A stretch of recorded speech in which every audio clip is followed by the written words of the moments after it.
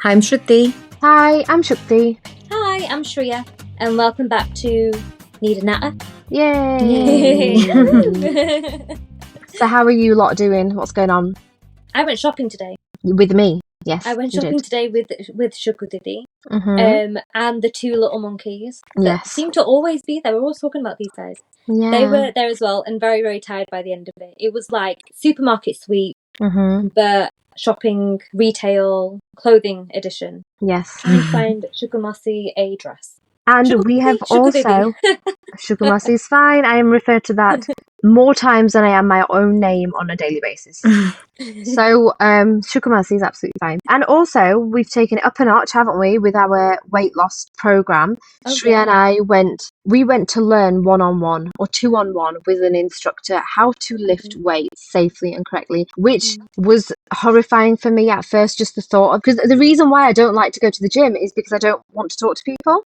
I don't know if anybody else has this same issue, that like really socially antisocial is my personality type. So I like going to the gym for me time actually as well, so I don't really go to socialise. Exactly. And even with classes, it's better if there's more people so that there's less focus on you, right? And you can just kind of, unless it's like a dancey one, and then we're right at the front like our girl band that we are. But again, we're not there for conversation, right? We're there for a little thing. But although people like to converse with us. Yeah, they do like to chat with us. I don't know, we must look really friendly, which we are, but just know that it's causing a little anxiety, to me at least. I think Did's really good with you welcome chatter in your life. Natter, should I say? You welcome natter in your life. I get quite anxious when I'm socializing with people that I don't know. So I know that's a lot of people in the world out there. But it's only for limit on how long she can entertain, and even she doesn't know that time limit. It depends. Yeah, it just depends. And suddenly something will happen, and she'll be like, "Oh, okay, that's me done. That's my quota done. Now I need to go." She'll just look around in a bit of a panicked way, like, "How do I get out of here now?" Exactly what happened today. So yeah, that's exactly what happened today. But we did actually have a really good time. So we learned how to squat safely and do hip thrusts safely and deadlifts. Yeah, we did deadlifts. We did that other rowing lift thingy as well. We did shoulder press. We did bench press. We did all sorts. So we did really well. And the guy was really nice. Our instructor was really good. So we do want to go back. So we've taken it up a notch on our weight loss journey. Let's see if it helps, because apparently going to the gym makes me gain weight. So I don't know what's going on there. Anyway, Did, what about you? I went to work. I had a more interesting day yesterday actually, because despite going to work, I got my hair cut. Woohoo! Yeah. Oh yeah, so did I. We went to Zumba. Yeah, so it was more interesting yesterday. Today was a bit of a blah day, really. Normality. Yeah, I just did some chores around the house after work, which is not interesting. What kind of chores? Loading the dishwasher, cleaning down surfaces. You really want to know? I'm just curious what you get up to. This is folding I don't know the laundry. Chore side of you, really. You used to come hang out with me one Sunday and just watch me do all my chores. Oh, I don't know about that. Yeah, I don't even want to do my own, let alone watch you do my chores. Yeah, sure, because you've heard me do my chores when you've been in India, and I've just like literally had you on speakerphone while I'm doing my chores. See, now the thing is, that's because I was probably doing my chores as well. But when I'm at home in Mum and Ba's house, I don't have any chores. No, I'm looked after. Therefore, so she doesn't want to think about them either. So I don't even want to think about. Do them either. I don't want to think about chores when I'm on my jollies. I don't want to think about it. But anyway, shall we get into it? Let's get into it. We have a bit of a serious topic to talk about today, even if we have started the episode with a bit of a silly mood. We're not. We always do.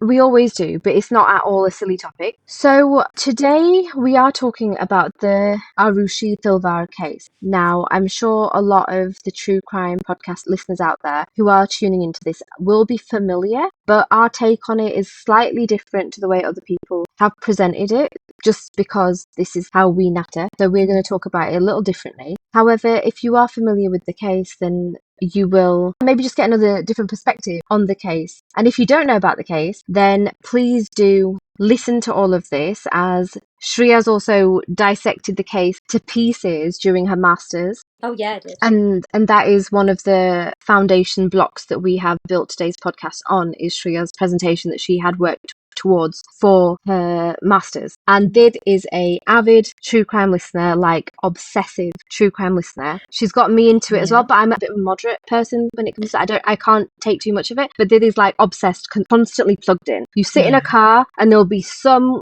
gruesomeness happening in her speakers that we will listen to.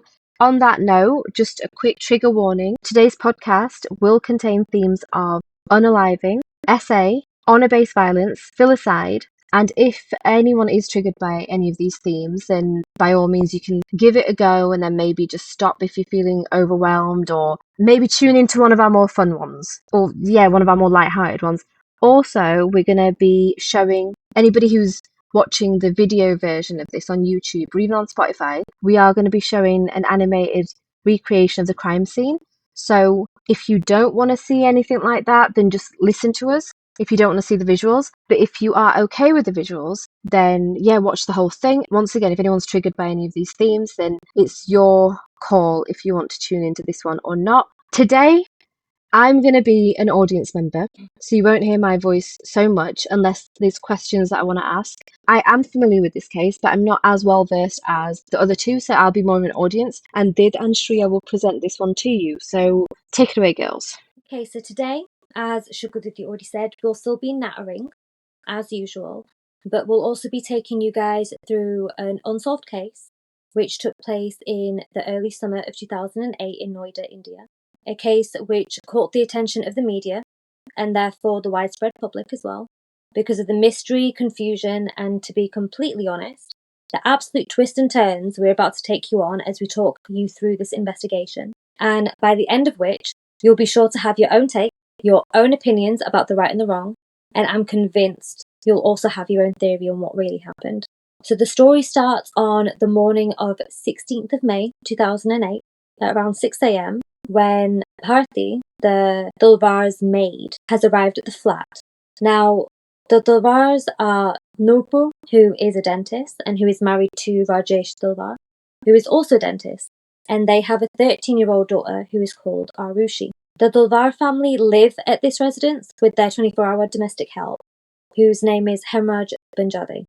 Now, when Bharti arrived at the family home, the outermost grille of the flat was locked and did not open. This wasn't usually locked, but she found it locked, and she's rung the doorbell to try and get the attention of everyone living there. And Nurpur has then come outside and opened an inner wooden door to speak with Bharti, and she told her that Hemraj, who was a domestic help, is the one who would usually have let Bharti in on a morning, was strangely not around, and he might have locked the door from the outside while going to fetch the milk.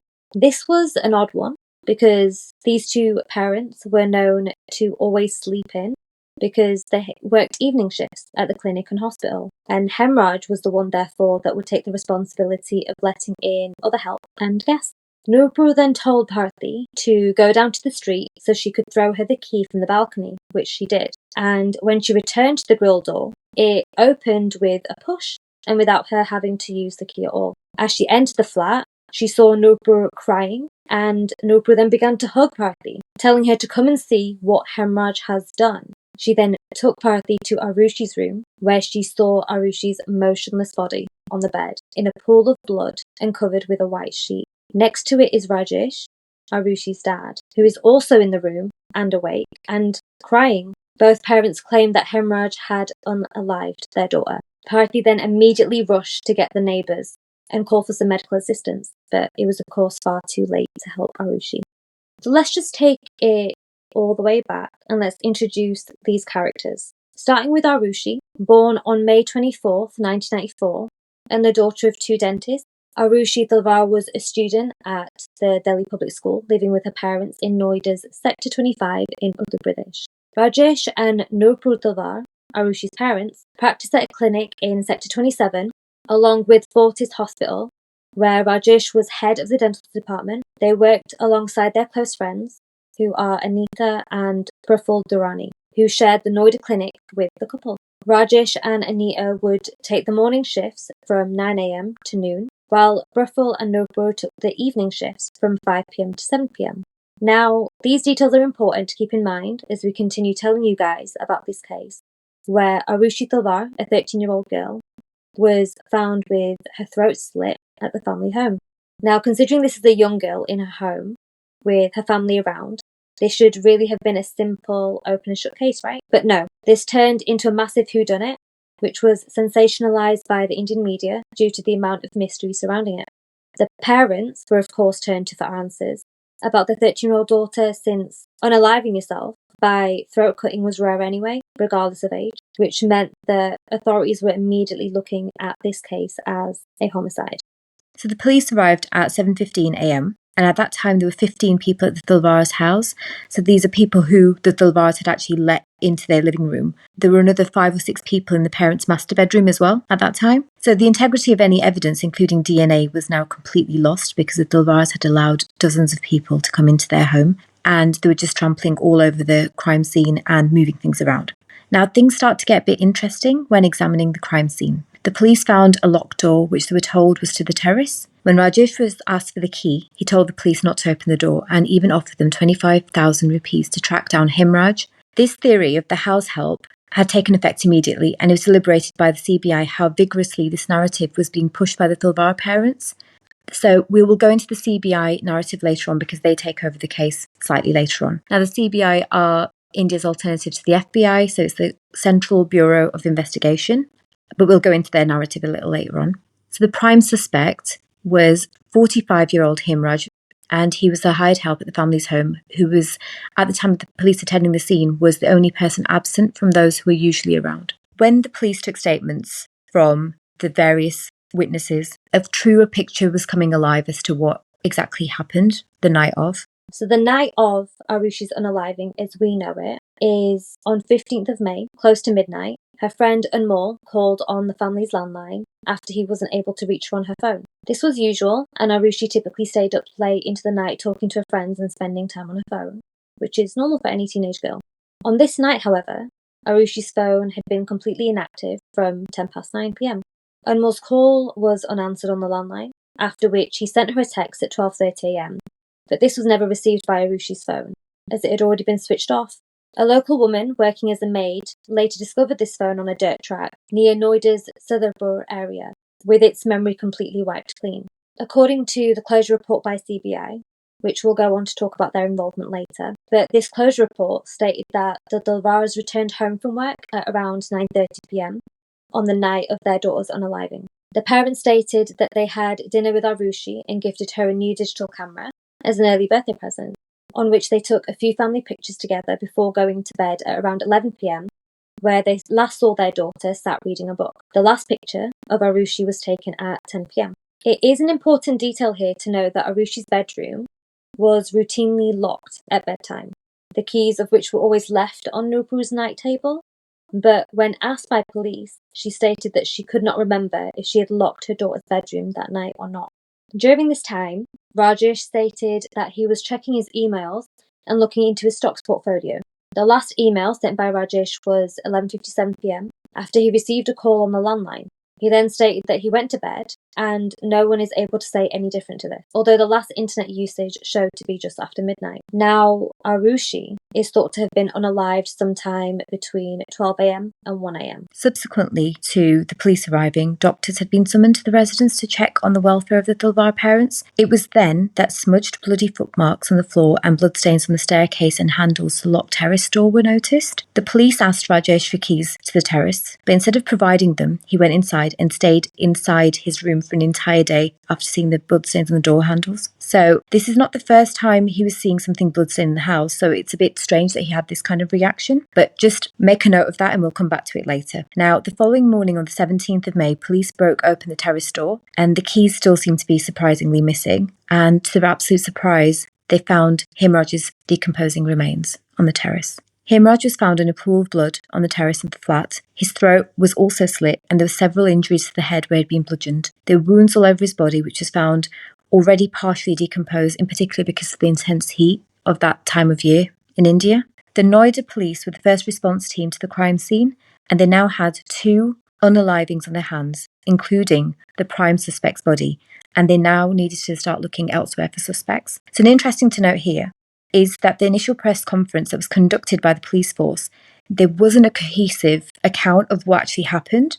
The spokesperson even got Arushi's name wrong on several occasions. Just note that as well, because it's just one of the catalogue of various errors that you'll notice. The police also came under heavy criticism for failing to preserve evidence and securing the crime scene. They failed in cordoning off the crime scene, which quickly became crowded, and dozens of individuals other than the police were also allowed in. There was media, even curious members of the public, including the neighbours, family, strangers on the crime scene, just a mere hours after the unalivings and before the opportunity of obtaining any evidence had even been taken. This caused valuable forensic evidence already to be contaminated, but then police officers at the scene had also given the go-ahead to the domestic staff to clean up the house, and they eliminated any remaining non-trampled evidence, which included 28 fingerprint samples, which were unfortunately all now smudged and useless. So I think they found partial fingerprints rather than whole fingerprints, and that was partially the problem. The police force were clearly out of their depth when it came to such a case, which led to a list of assumptions about the family and their interactions with both each other and friends as well. So Aarushi was labelled as promiscuous and the parents were labelled as adulterous. A theory even alleged that the parents were part of a wife-swapping club and that the father was having an affair with Anita Durrani, who was the business partner, and that was also cited as a possible motive for unaliving Aarushi, who may have been aware of this and threatening to expose her father. So it's important to note that honour killings are not unheard of in South Asia and would have featured heavily in police investigations, especially in Uttar Pradesh, where the police force were from. This would have been less prevalent, although not unheard of, in upper societies that the Talwars belonged to. Arushi's seemingly innocent interactions by text with friends at her school and email apologies to her father over minor conflicts may have also translated to the police force as disobedience and proof of a scandalous lifestyle. Can I just say there that that is so typical, right? When they don't have any answers, let's just point the finger. Like, so she's apologising to her dad for doing something wrong, but the police is taking that as disobedience. Yeah, to her father. Isn't that a normal teenager?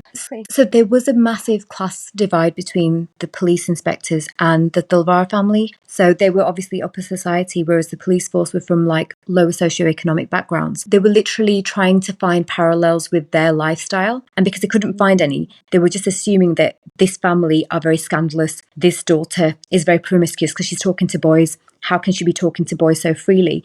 And also she's apologising to her father by email, but she was using millennial text speak. So she was obviously a millennial. Like when she was writing the emails to her father, she was using like abbreviations and millennial terms basically, which they didn't quite understand. And they were like, why is she talking to her father in this way? But my question there is, were the cops just acting dumb? Because surely there must be other cases, especially in a place like Noida, which generally the crime rate's quite high from what I know. Mm-hmm. There must be other people who have kids running away from home or whatever, like so many upper society cases that come up with the Noida police. I feel like what you guys are saying sounds like they're playing dumb at this point. And they're just trying to pass the buck. I find it quite difficult to believe that they were disconnected with upper society and they just didn't know. What, there were no cases? That all these cops, they've never dealt with upper society before? That seems quite suspect. Yeah, so I believe that Noida was actually an up-and-coming area at the time. It wasn't properly established as an area. Plus, I think there's been a lot of people who mentioned that if they'd been further towards like Delhi, that it might have been solved quicker, like the police would have known what to do. But it's UP police, right, covering this? Yeah. So then they should have been experienced. Even if the officers are new to Noida, they can't all be inexperienced people, right? Even Uttar Pradesh has upper society. You know what I mean? This to me sounds like, oh, we're just playing dumb. We're going to play dumb. Let's just, victim blame. That's what this sounds like to me, as someone listening to it from the outside, because unless they're all newbie cops who have come on board and they're from, like the lower part of society, therefore, they have a different outlook of life, and all of them, it's their first job for all of them. Mm-hmm. I can't understand how they just don't know how regular kids talk to their parents or how regular teenagers act up. That doesn't make sense to me. It can't be everybody's first job. No, but I think the particular police inspectors who were involved in this case, I think that this is the view that they had. And we'll go on to some other things that they came out with, which were also very scandalous and really hard to believe that they would say these things about a victim who's so young. Yeah. No, but exactly, that's exactly what I'm saying. It seems like the police already have messed up, right? Evidence has been contaminated. How do we cover our tracks now? Let's victim blame. Yeah. That's what it sounds like to me. But anyway, sorry. That was my 2 bits on that. You guys please continue. Yeah, so the case changed hands. So the CBI got involved later, as mentioned before. They basically estimate that 90% of the evidence at the crime scene was destroyed because of the police's direct negligence in this case. And to add to this, Arushi's parents were also in a hurry to cremate her remains. So that's kind of common tradition in India, but it also meant that the cremation took place even before Himraj's remains were discovered. So this was prior to them, knocking through the terrace door and finding him. And how long after was Himraj's body found? So it was, I believe, I don't know about the timescales, but I think it was a couple of days later. And it was when the police were when they were on the premises on their own without the parents being present. The parents were actually on their way to the cremation grounds when they were called by the police to say, this is what we've discovered. So that seems quite dodgy, that, doesn't it? Like, what was the rush? Yeah. If anything, you'd want to hold on to her for as long as possible to try and get as much evidence. So there was no post-mortem? Or there was? There was a post-mortem carried out, but there was a specific rush to do the cremation as per the Hindu rituals and, requirements. Because, I mean, as we would know from our cultural background, that there is typically a requirement that cremations are done in, the earliest opportunity. I'd also just like to point out here that we are going to need to return back to this point, Shukti, that you've just made about what is the hurry that the parents would have. Surely they'd want to hang on to and make sure that a thorough investigation is done. There is a theory for this potentially based on so let's evidence, just which we will come back to later on, but I'm glad that you've picked up on that. Mm-hmm. Now, just to take you guys back to when Bharati has come at the residence, where all of this has started and everything started to come to light. Now, just to take you guys back to the day of when everything started to come to light and Bharati's arrived at the Talwar residence. So these doors that I mentioned earlier, that they were locked from the outside and then Bharati's been able to get in through pushing it. Let me just talk you guys through that a little bit because it's so important. So there were 3 doors. There is the entrance door, the middle grill door, and then the wooden door. So this entrance gate, the outermost gate, this could be opened by pushing it hard. After this, which I said was the middle grill door, this is what was found to be latched from the outside. So between these two, there is a door to the right, which led to Hemraj's room, and this was found to be bolted from the inside. Hemraj's room also had another door, which led to the living room, where there was a dining table. So there's 2 doors there. Now, if we come back to between the outermost gate and the middle grill door, so Bharati had pushed through that door, and then this second door, the middle grill door, that had been latched from the outside. Beyond that, this was the 3rd door, the innermost wooden door, which was self-locking, and which is what Nurpur has come out of. And this is the door between the outer area and what goes into the living room. So there's 2 doors going into the living room here, the innermost wooden door and then Hemraj's bedroom door. So these are parallel, the entrance doors and Hemraj's bedroom. Now, this then leads on to a passage which leads to a concealed bar, which I'll explain a little bit later on, but there's a concealed bar with alcohol and that type. To the left, there is a passage that leads forward, which goes on to the master bedroom. Before you get to that, on the right-hand side, there's Arushi's bedroom. Okay? So Arushi's bedroom and her parents' room are right next to each other. Like, Arushi's room is on the right-hand side of the passage, and the master bedroom is at the end of the passage. So they're right next to each other. Now, there was also this terrace area. So there was a staircase to this terrace, which I'm assuming was some kind of communal area from what I've seen of the crime scene and the layout of the residence. That's what I'm assuming it to be. And then there was a terrace grill gate. And this is what was found to be locked from the outside, which for the police were looking for the keys and asking Rajesh where these were, and which he was known to have access to. So basically, the terrace is a communal, so it's like your typical block of flats where anybody who lives there has access to the terrace. It's not a private terrace, is it? Actually, yeah, it was a communal area. The terrace area was communal and other flats would have had access to that area. I believe that the actual body itself was it was obstructed in some way. So like there was something in front of it. So maybe it wouldn't have been apparent that the body was there, but it was an area that was open to other people as well. Right, okay.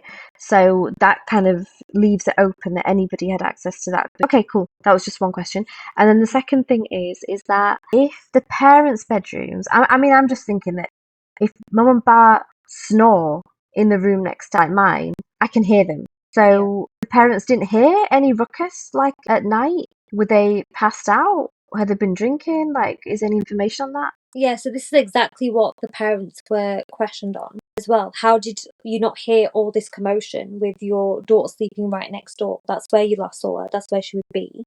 And with these unalivings, it was suspected that they did take place between 12 a.m. and 1 a.m. So it's literally just after Rajesh has gone to bed. So how was he knocked out that quickly that he's not heard anything, even if he did go to his room? So of course it's a very obvious question. How were they not able to hear these unalivings take place? So Rajesh and Nupur both unwaveringly claimed that they did not hear a single sound when this happened. How is it even possible that a flat in which their master bedroom was adjacent to their daughter's, they had not been able to hear anything? They'd not been able to hear their daughter being so brutally unalived, and not even the sound of a struggle was heard by them. They said that their closed door and the sound from their air conditioning unit completely blocked out anything. That and their door. That is what they were claiming. So because of this, and because of how unbelievable this sounds, there was a sound test that was conducted in the master bedroom, in the Dalwar's bedroom. However, the sound test proved that nothing could actually be heard because of the malfunctioning air conditioner in their bedroom, which, strangely enough, created enough noise to drown out extensive noise being made by the examiner who was in Aarushi's bedroom. Through this was a factor which was entirely ignored by the CBI as well. Yeah. That seems insane. Like, how were the parents able to sleep if Yeah. the aircon was making that much noise? If the aircon is louder than a screaming 13-year-old or just about to be 14-year-old, that's a big set of lungs, right? Yeah. That's almost adult lungs, and you can't hear. Or even if she wasn't screaming, things must have dropped. Someone must have, I don't know, someone must have made a sound. How was Two it? victims. That's Two insane. victims, not even one victim, two victims. I mean, now, Hemraj, since he was discovered elsewhere, maybe his unaliving happened elsewhere. I'm just thinking that at least one victim was in that bedroom, right? I mean, can you talk us through the bedroom? Like, how was she definitely unalived in that room? She wasn't brought there afterwards. Like, is there anything that can show us that? So this is what's actually interesting, and I'll speak about it in a little bit more detail later on, but both of their bodies, both Aarushi and Hemraj's bodies, were known to have been moved around from where they were. But Aarushi's body was definitely on the bed. There was definitely enough of her blood in her room for them to assume that that is where it had happened. Now, the layout of Arushi's room was that when you enter the door, the bed is on the right-hand side and the router was on the wall opposite the door that you enter from. So this is an important detail because I'll talk about the router in a second. So when the crime scene was found, it was appeared to have been dressed up. So basically there was blood everywhere, on the bed, on the back wall. That's why it appeared as though that's where the crime was committed. However, the actual crime scene itself, the reason that it seemed dressed up is because there was a white sheet on top of the bodies, as per Bharati's description of when Nupur Talwar first took her into the room. Plus, there was loads of teddies that were arranged on the bed as well, which didn't have any blood spatter on them at all. And there was also a bag, a school bag as well, that also didn't have any blood spatter. So it appeared as though somebody, whoever committed the crime, presumably, had dressed up the room to make it look like a kind of dressed up crime scene, basically. So not exactly how it would have been. Was it like a dressed up crime scene, or was it like a shrine? The way you described it it's like almost like a shrine. Kind of like that. They kind of like soften the blow after doing something. Let's soften the blow by putting teddies around her. That's really weird. But sorry, go on. No. It's a really strange thing, and I think that's something that's really perplexed people, because which kind of criminal would do that? So if you look at prospective people who we may think would have committed the crime. If it was the parents, that might make a little bit more sense. But if it was an intruder, why would an intruder do that? And I think that takes us into the theories, which we will discuss later as to what we think they are. But there's lots of weird things like this. Another thing to mention, and that also kind of lent to the idea that the crime scene was tampered in some way, was the fact that there was a wet patch that was found on the bed. So it seemed as though someone had made an attempt to clean something that was on the bed that might have been incriminating. Now, if you recall, I did mention that there was a router in the room. Sorry, before you continue, can I just ask, the wet patch, what was the liquid? What was it? Was it water? Was it? Yeah, it was water. Yeah, it was water. So what they basically thought was that they had washed that area, like they, you know how we mentioned earlier that the help had been allowed to kind of clean up. So essentially they thought that for whatever reason, because the help have been allowed to clean it up with water and soap and whatever, that, you know, it's been tampered with in some way for whatever reason. So what you're basically saying is that this wet patch that the police found, that would have been way after the crime was committed. It might have been Bharati coming in and then cleaning up. Bharati, who was the maid. Is that an assumption we can make? Possibly, yeah. Yeah, okay, gotcha. Now, if you recall, I mentioned something about the router being in Arushi's room. So now both Aarushi and Himraj are thought to have been unalive somewhere between 12 a.m. and 1 a.m. So it was discovered upon a little bit of investigation that the internet router had been turned off at 3:43 a.m. So is it that whoever had walked into the room that night to switch off the router had not noticed the fact that there was someone who was unalived on the bed? Or was it the person who had potentially unalived the person on the bed? So that's another thing that's a bit unusual. But then what was the significance of the router being turned off in the first place as well? I think that's a big question. Yeah, so just a question I have about that. Was that definitely purposely switched off, or could it have been knocked off, like during a scuffle, for instance? Or was this a routine that they would do? So we don't know about that, but what we do know is that this router had to be manually turned on and off. It wasn't something like a technical glitch. But whether it was in a scuffle or if, you know, we don't even know who's come in and done it. So we're not sure how it's happened, but we know that someone has done it deliberately. It must have been. Right, okay. And then as you said, that the router's opposite the main door of the bedroom and the bed's on the right hand side. So even if your lights are off, and this is, you're saying, two and a half hours after the crime's been committed. Yeah. So you'd be able to smell at least blood, right? You'd be able to smell something. Potentially, or feel something. I mean, like, even if you're going there in absolute darkness, I think you'd have, maybe there'd be some wetness on the floor, something out of place that you would feel in your way, maybe some obstruction or something. But whoever it was, if it was an innocent person who was, you know, just switching off the router as per is normal for them, it's strange that they wouldn't have noticed anything even in complete darkness, or the fact that the door's unlocked, or is it locked? Because there's an entire thing about the door as well, which we're going to go into in a second. So as Shreeya mentioned earlier, the bedroom door was routinely locked from the outside by Arushi's mum. So what's a little uncertain here is, why would someone feel the need to lock the door? Because would it be for the safety of Aarushi, or was it for another reason completely? Because it seems a bit of a strange thing to me anyway, because you think if there's an emergency, for whatever reason, whoever's been locked in that door, how can they get out? Unless the locking was from the outside, but there was an override from the inside, so the person could get out in event of an emergency. But it still seems a very strange detail that the lock is on the outside, because you'd expect the lock to be on the inside, right? Surely. I think there was a lock on the inside. Yeah, it was a self-locking door. Quite strange. I think there was a lock on the inside of her door. It was a self-locking door, which is again why I don't understand why it was routinely locked in that case, and why her mum then had a key. Or I don't understand that at all, to be honest. But I think there was maybe a lock on the inside of her door. But again, like you said, it's a weird detail. Maybe just knowing what I have observed in India is that maybe it's to keep the kids safe with there being domestic help in the house, and maybe, I don't know, as you've mentioned before, that the Talwars were accused of wife swapping and that kind of thing. maybe they wanted to make sure that their daughter doesn't come out and see something that she might not, that might be a bit unsavory. Could that be a reason, It potentially? could, but I think we need to be very, very careful about who we listen to on this, because that was a theory that the police had concocted. There's no definitive evidence that there was any wife swapping or any salacious activity. It's just basically what the police assumed to be the case. Okay, but let's say it's true, just hypothetically, then that could be a reason to have a lock on Yeah. your daughter's door, that you don't want her to come out and step out and see something that might be, you don't really want your kid to see.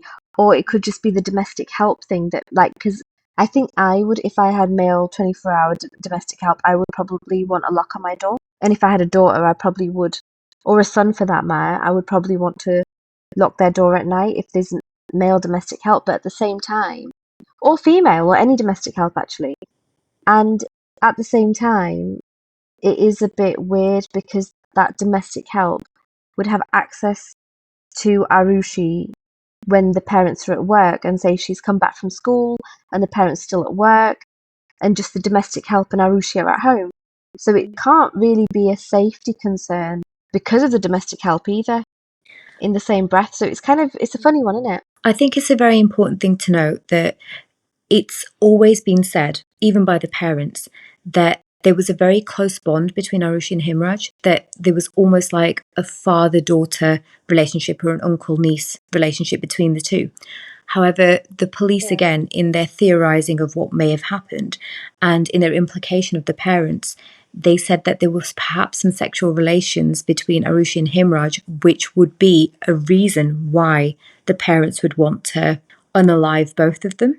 Now, you have to keep reminding yourself that you're talking about a 13-year-old child. So there was a lot of people who were very, very enraged about this theory and completely against it. However, for a very, very long time, this was what was reported in the media and what the police were giving as their theory as to what happened. Very, very openly. Just a couple points on that I just want to say is that, number one, if they trusted Himraj so blindly, why was their initial thought, oh, look at what Himraj has done? When the neighbours and stuff came in, or when Bharati came in, the first thing that's recorded, right, the first thing that Nupur has said is, look at what Himraj has done, right? Why would your mind go there if you trust him entirely?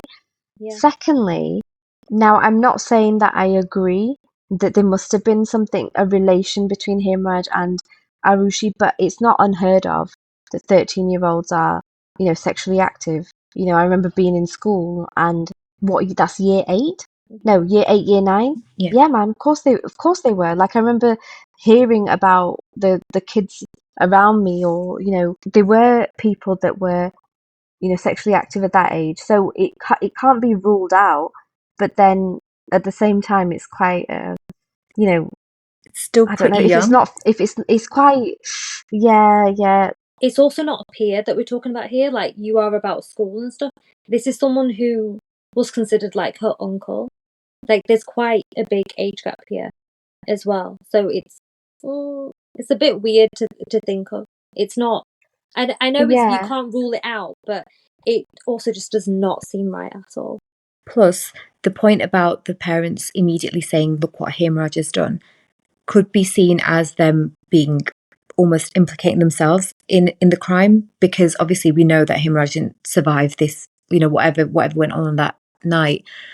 So it could just be them trying to clean their hands of it and say Himraj did it, therefore turning the attention away for themselves, even if it's momentarily, even if it's for a little while. And I don't know, maybe they were thinking of doing whatever with Himraj's body later. Another important thing that I think we should bring up now is that when Aarushi was medically examined, the evidence showed that Arushi's body, that her private parts had been cleaned. So that was something that was evident initially when her body was discovered. However, the post-mortem reports also showed that there was penetration there. Now, that could have been consensual or it could have been rape, but we're not really sure. And plus, the nature of the penetration isn't very certain either. So there's no real conclusive evidence on that front. So this is exactly a point that I wanted to come back to about what Shukti mentioned earlier, that what was the hurry in needing to cremate Aarushi so quickly? Would her parents not want to hold on to her for a little bit longer and make sure that the police did a thorough investigation? So if she had been R-worded, or if she was sexually active, whether it was with Hemraj or whoever else, then this could be shameful for them, considering the community that they live in and everything that's going on around them. Could it just be honor-based, that they have wanted to get rid of that evidence and ensure that it would not come to light to the media and to the public that that had taken place with their daughter?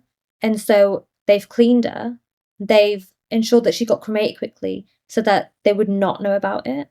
But do you think would that be common for parents to keep that as a, priority over solving the case? Depends if they're guilty or not, doesn't it? It depends on a number of factors, but I mean, would it be a priority? Let's say they're innocent. Let's say the parents are not involved at all. Would it still be normal for them to, like, culturally, would it be normal for them to prioritize honor and to hide that the daughter was potentially sexually active or R-worded over solving see, the case? that's the thing that's not really clear, because yes, culturally there would be pressure on them to, get the cremation done as quickly as possible. However, as a parent, you'd think that they'd want to solve the case if they, if they weren't complicit. So I would, I'm talking from the perspective of an outsider and a parent, that my main intention would be, I need everything to be thoroughly examined. I need to find the culprit. I want justice to take its course. I want the perpetrators to be sentenced, obviously. But it seemed as though their priorities were slightly elsewhere. And I think that's what drew a lot of attention to the parents and like their behaviour. That's what I'm trying to understand. That do you think that this behavior, like Shreeya's point about the honor, the family honor, is separate to being complicit or not, right? That's what I'm trying to understand. That even if there was parents who were Yeah. not suspects at all, because they're not involved, we know they're not involved in this hypothetical scenario, would it still be acceptable culturally that they want to rush the cremation to hide the lack of virginity of their daughter? That's what I'm trying to understand. Because We don't know. let's say because we don't know if they're innocent or not. So that's what I'm trying to understand, that this isn't necessarily something that would make it suspicious, right? If we're using this theory, the honor theory isn't suspicious. Yeah, It's I mean, like just the shame. ridiculous. I've heard people cite kind of like the shame surrounding it, that that people would want to hide that. Just based on hearsay, I've heard that a couple of people have said that they knew of someone who was sexually assaulted, but the family withdrew that information and just said that that person was unalived. So that has Yeah, happened before, exactly. but the thing Yeah, is that no, I exactly. still That's don't what I'm trying to understand the understand. need to rush the cremation, because they could have withheld that fact anyway, by whatever means.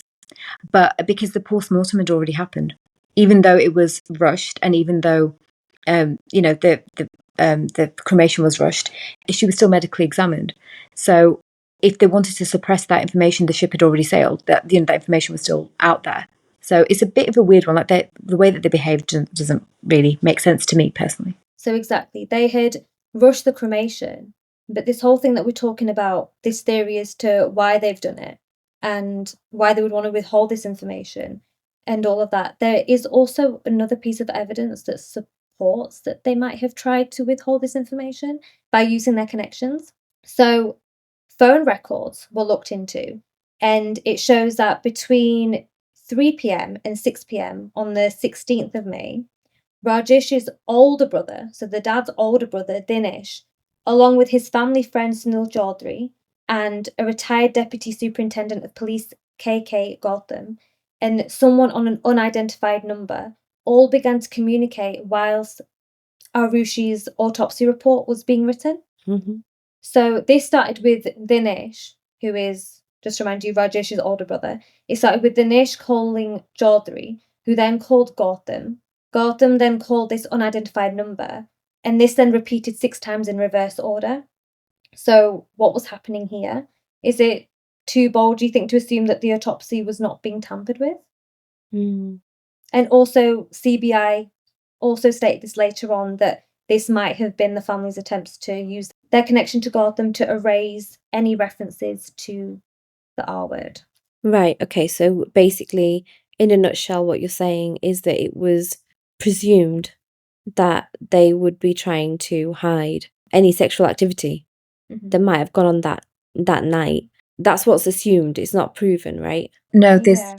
Right, there's okay. been It's no, what's- there was no, there's been nothing written that says that sexual activity took place.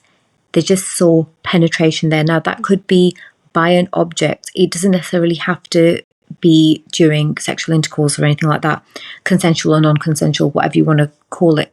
So there is a little bit, there's a lot of uncertainty with this case, unfortunately, and that's some of the stuff that we're trying to pick apart, I guess. So No. there was no DNA evidence found? Okay. Not even like contaminated There was nothing. DNA? Like, And no DNA like I evidence. mentioned, she'd been cleaned. So even if there was any DNA evidence, it's gone. So the theory here, just so our audience is aware as well, the theory here about is it the parents was that Rajesh caught his daughter, Aarushi, either consensually or not consensually being sexually active, or, being R-worded with hemorrhage. And in his fit of rage, he's ended up unaliving both of them. And for this reference, he wanted this to be removed as well from records. Was there any weapon found? I'm going to talk to you about that a little bit later. We're going to continue we're going to go back to where we were, because we were talking about Arushi's bedroom and what was found there that was a little bit suspicious. So we've spoken about the wet patch on her bed sheets. We've spoken about the router. We've spoken about her door and the fact that she was cleaned. I'd now like to take you guys back to where I was talking about the crime scene and the layout of the residence.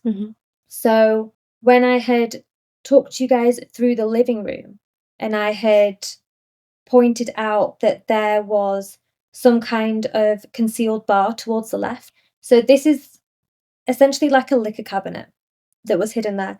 And unless you knew it was there, you weren't going to know that it was there. It wasn't something that you would stumble upon. It was concealed behind like a wooden panel. So this is where the alcohol in the house was kept. And something that was sort of out of place when police have arrived and started examining the area and kind of investigating is that there was a whiskey bottle on the dining room table that was in this room. And it had bloodstains on it. And when these were examined, it was shown to have both Aarushi and Hemraj's blood on it. Oh. So what's the theory on this? Did someone want a sip of alcohol after committing a crime, or have they potentially gone in? Is it just a mistake that's happened that when the parents have found the body, for instance, they have touched some blood and then touched the alcohol bottle by accident? Like, what's the theory? So at this point, with Hemraj now confirmed as being unalived, and he was the initial prime suspect, the Talwar parents were now the prime suspects. And they knew about the hidden liquor cabinet. It was theirs. They had the keys to the flat. They were even in the flat when the victims had been unalived. So because of this, Rajesh was the first to be arrested on the 23rd of May. Oh, because of the bottle? Because of all of this that has come to light so far. Right. Because of that, and because of this theory that there's just too much coincidental evidence here, he was then arrested. Okay. Just him, not the mum? He was the first to be arrested. And with that bombshell, I'm going to wrap it up for today. But in the next episode, we will be resuming, and I will talk you through the weapon that was used, that was found, that was assumed to be relevant, who else got arrested, what else went down on the night, CBI taking over the investigation, media trial and then the public perception, other theories that have come about, and who went down for this crime. Ooh, I'm hooked. Who went down? Oh my gosh.